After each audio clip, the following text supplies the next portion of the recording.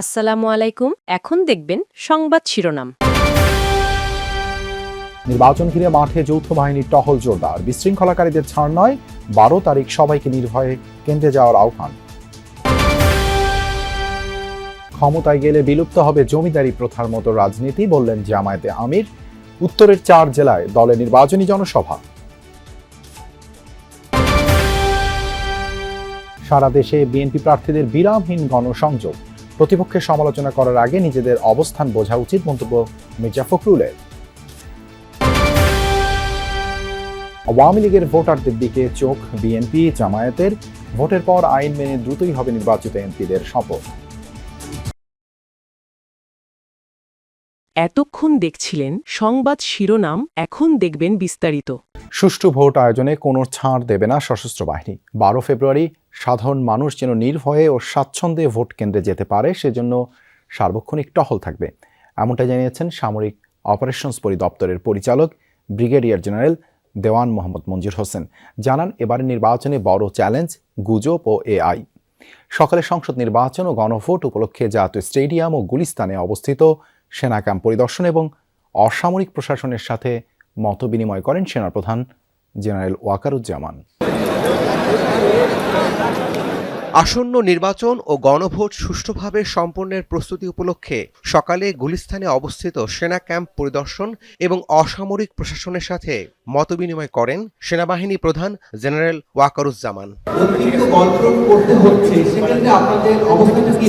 পরে ইন-8 two civil পাওয়ারের আওতায় নিয়োজিত সেনাবাহিনীর কার্যক্রম সম্পর্কে প্রেস ব্রিফিং করেন সেনাবাহিনীর সামরিক অপারেশনস পরিদপ্তরের পরিচালক। জানান, সুষ্ঠু নির্বাচনের বিষয়ে যা যা করার দরকার সশস্ত্র বাহিনী তার সবই করবে। বাংলাদেশ সেনাবাহিনীকে, ইনফ্যাক্ট সশস্ত্র বাহিনীকে ভোট কেন্দ্রের আগিনা পর্যন্ত যাওয়ার অনুমতি দেওয়া হয়েছে, যেটা পূর্ববর্তী নির্বাচনগুলোতে ছিল না। এবার নিরাপত্তার বিষয়টা যাতে তারা নির্বিঘ্নে যাতে ভোট কেন্দ্রে যেতে পারে, সেই কথাকে মাথায় রেখে সম্মানিত সেনাবাহিনী প্রধান আমাদের ন্যূনতম প্রয়োজনীয় সেনা সদস্যকে রেখে বাকি সকল সেনা সদস্যকে উনি নিয়োগ করেছেন এই সুষ্ঠু ইলেকশন করার জন্য। সেনাবাহিনীর এই কর্মকর্তা জানান, ভোট কেন্দ্রে বিশৃঙ্খলা দমনে বল প্রয়োগ করার মতো পরিস্থিতি তৈরি হলে ধাপে ধাপে তা প্রয়োগ করা হবে। ভোটের আগে পরে থ্রেট আছে কিনা এই প্রশ্নে জানান, অ্যাসেসমেন্ট করেই সেনা মোতায়েন করা হয়েছে। যদি সত্যি কোনো ক্ষেত্রে অতিরিক্ত বল প্রয়োগের প্রয়োজন হয়, তাহলে রুলস অফ এনগেজমেন্টে যে ক্রমান্বয়ে ধারা দেওয়া আছে, যে ক্রমান্বয়ে বল প্রয়োগের।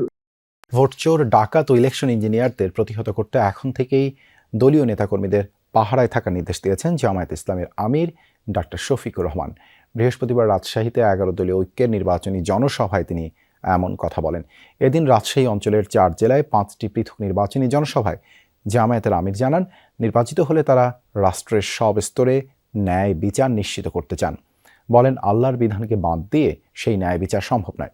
নারীদের নিয়ে নিজেদের পরিকল্পনা তুলে ধরে ডাক্তার শফিকুর বলেন, আল্লাহর দেয়া সমস্ত অধিকার যেন নারীরা ভোগ করতে পারেন, তারা তা নিশ্চিত করতে বদ্ধপরিকর।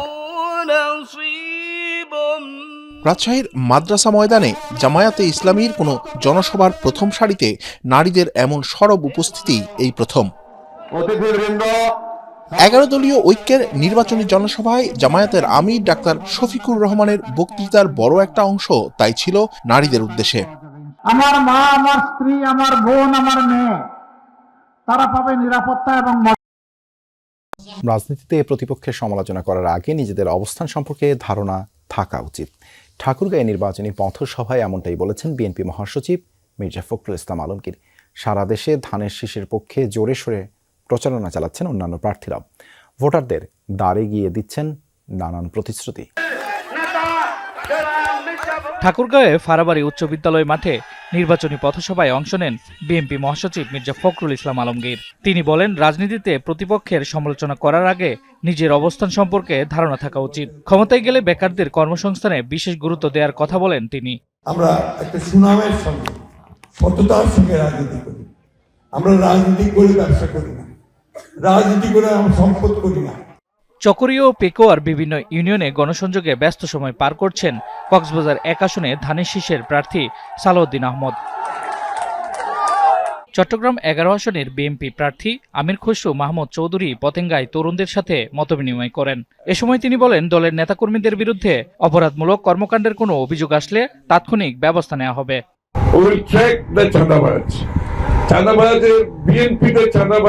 দখলবাজের কোনো জায়গা থাকবে না।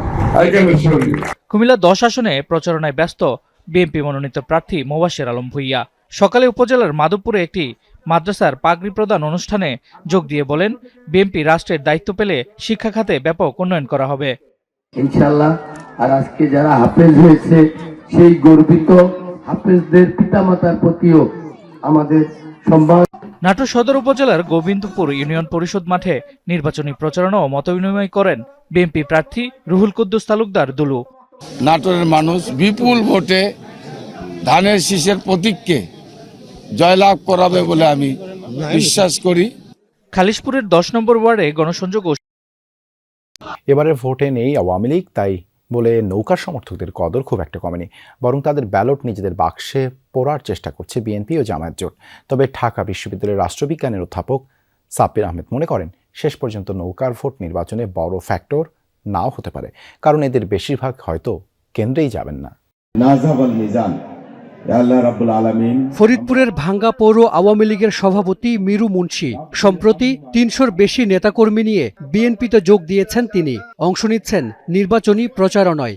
মাদারীপুরেও ধানের শীষের পক্ষে কাজ করছেন আওয়ামী লীগের অনেক নেতাকর্মী। আমরা নিজের তো ভোট দিবই, সকল আত্মীয় স্বজনকে নিয়ে এবং পাড়া প্রতিবেশী যারা আছে সকলকে ধানের শীষের জন্য ভোট দেওয়ার জন্য উৎসাহিত করব। ধানের শীষে ভোট দিয়ে আমরা রাতিয়াপাকে জয়যুক্ত করব এবং শিবচর পৌরসভার মধ্যে সবচেয়ে বেশি ভোট দিয়ে আমরা জয়যুক্ত করব। জয় বাংলা, জয় বঙ্গবন্ধু। চাঁপাইনবাবগঞ্জে আওয়ামী লীগের নেতাকর্মীদের দাঁড়িপাল্লায় ভোট দেওয়ার আহ্বান জানান জামায়াত নেতা লতিফুর রহমান। বলেন, তাদের সব দায়িত্ব নেবেন তিনি। এমন ঘটনা আরো কয়েকটি এলাকায় আছে।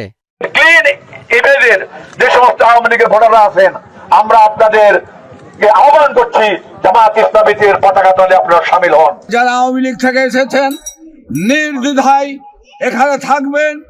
আপনাদের আইন, আদালত, কোর্ট কাছারি, থানা আমরা দায়িত্ব নেব ইনশাআল্লাহ।